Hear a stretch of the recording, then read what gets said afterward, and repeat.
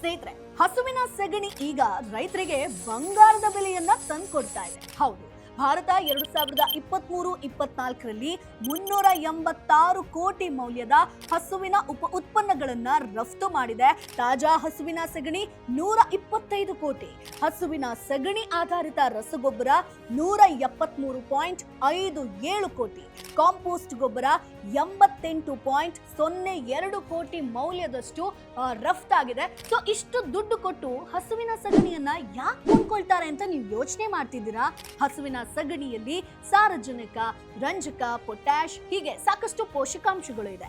ಇದನ್ನ ಹಾಕೋದ್ರಿಂದ ಮಣ್ಣಿನ ಫಲವತ್ತತೆ ಹೆಚ್ಚುತ್ತೆ. ಮಣ್ಣಿನ ಫಲವತ್ತತೆ ಹೆಚ್ಚಾಯ್ತು ಅಂತಂದ್ರೆ ಬೆಳೆ ಇಳುವರಿ ಕೂಡ ಹೆಚ್ಚಾಗುತ್ತೆ. ಗಲ್ಫ್ ರಾಷ್ಟ್ರಗಳು ಭಾರತದಿಂದ ವಿಶೇಷವಾಗಿ ಖರ್ಜೂರ ಬೆಳೆಗೆ ಹಸುವಿನ ಸಗಣಿಯನ್ನ ಆಮದು ಮಾಡ್ಕೊಳ್ತಾ ಇದೆ. ಕುವೈಟ್ ಅಷ್ಟೇ ಇತ್ತೀಚೆಗೆ 192 ಮೆಟ್ರಿಕ್ ಟನ್ ಹಸುವಿನ ಸಗಣಿಯನ್ನ ಆಮದು ಮಾಡ್ಕೊಂಡಿದೆ. 1 ಕಿಲೋ ಸಗಣಿಗೆ 30 ರಿಂದ 50 ರೂಪಾಯಿ ಇದೆ.